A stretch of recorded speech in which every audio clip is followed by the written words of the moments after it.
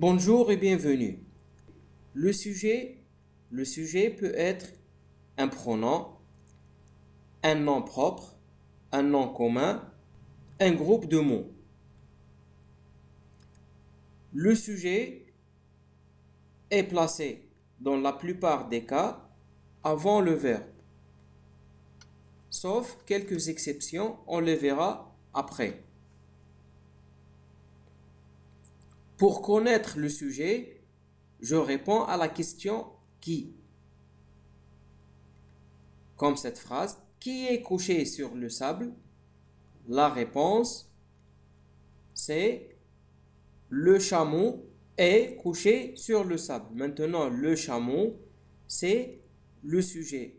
Parce que c'est la réponse de qui? Qui, c'est le chameau. La deuxième phrase, qui court sur le sable?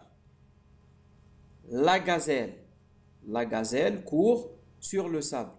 La question qui? La réponse, la gazelle. Maintenant, je regarde l'image, puis j'écris il ou bien elle. Regardez la première phrase.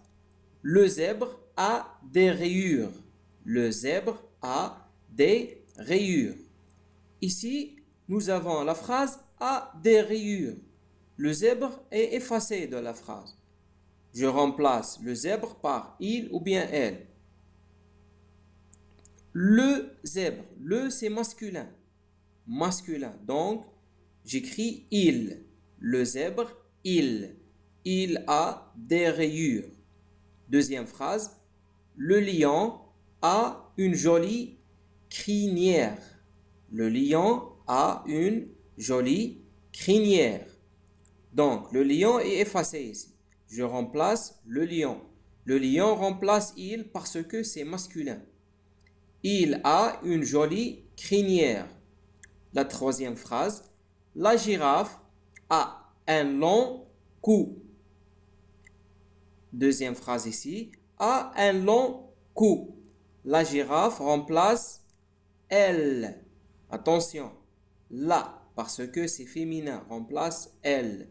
Donc, le remplace il, le zèbre remplace il, la girafe remplace elle. Elle a un long cou.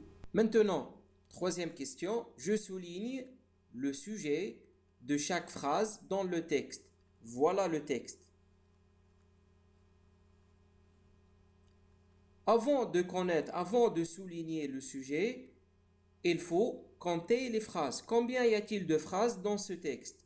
D'abord, une phrase, parce qu'un point à la fin. Deuxième phrase, trois phrases, quatre phrases, cinq phrases, six phrases. Donc, dans ce texte, il y a six phrases. Je souligne le sujet maintenant. Au zoo, l'enfant regarde les bêtes sauvages derrière les barreaux. Voilà la première phrase. Maintenant, où est le sujet ici? Attention, au zoo, ce n'est pas le sujet, c'est le lieu. C'est un lieu, c'est un complément de lieu. D'accord? Il n'y a pas un verbe après ici. Donc, le sujet dans cette phrase, c'est l'enfant. L'enfant regarde, c'est le verbe. L'enfant, c'est le sujet de la première phrase. Deuxième phrase, l'éléphant a une jolie trompe. C'est facile ici. Le sujet, c'est l'éléphant. Troisième phrase, le singe est léger et malin. Le sujet, c'est le singe. Parce que est, c'est le verbe. Le lion est grand et beau. Le sujet, c'est le lion. La gazelle est petite mais rapide. Le sujet, c'est la gazelle. Elle court avec ses petits. Ici, le sujet, c'est un pronom personnel. Elle, c'est le sujet. Maintenant, quatrième question. Relis le texte. Remplace le sujet souligné par il ou bien elle. Donc, dans ce texte, je remplace le sujet par il ou bien elle. Il pour le masculin, elle pour féminin. Au zoo, l'enfant remplace Il, parce que c'est masculin.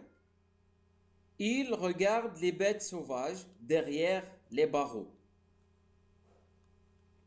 L'éléphant remplace il. Il a une jolie trompe. Le singe, le, c'est masculin, remplace il. Il est léger et malin.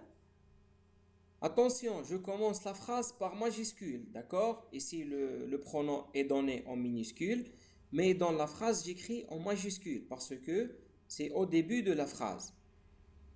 Donc, il est léger et malin. Le lion, le sujet, remplace il parce que masculin. Il est grand et beau. La gazelle, maintenant la gazelle, remplace elle parce que c'est féminin. Elle est petite mais rapide. Elle court avec ses petits. Elle, c'est déjà écrit. Elle. Elle court avec ses petits. Le verbe, c'est un mot qui vient après le sujet, dans la plupart des cas, sauf quelques exceptions. Et c'est le sujet qui fait le verbe. Donc, le sujet, c'est le premier dans la phrase. Le verbe, c'est le deuxième. Sauf quelques exceptions. Il y a quelques exceptions, on les verra après. Maintenant, je complète les phrases par un verbe. Broute, bondit, casse, saute.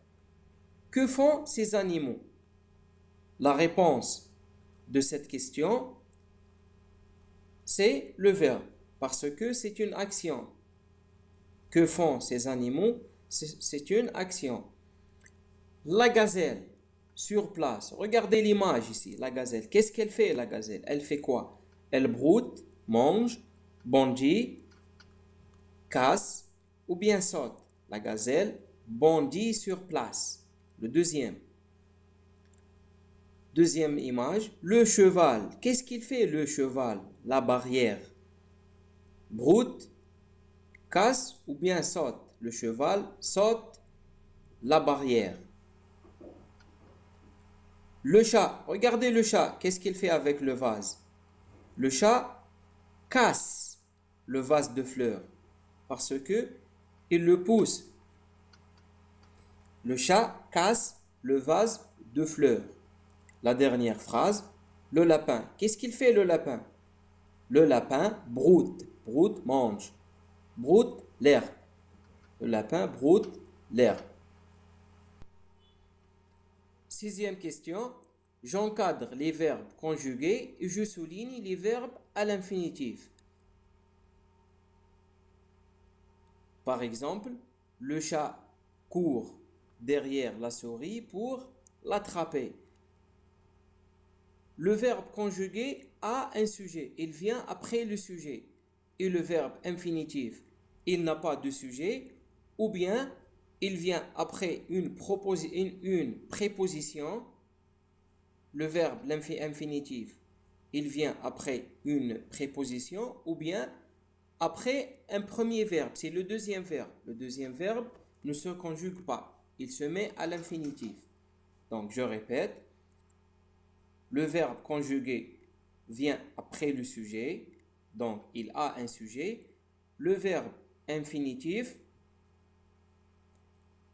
vient après une préposition ou bien après un premier verbe, c'est le deuxième verbe.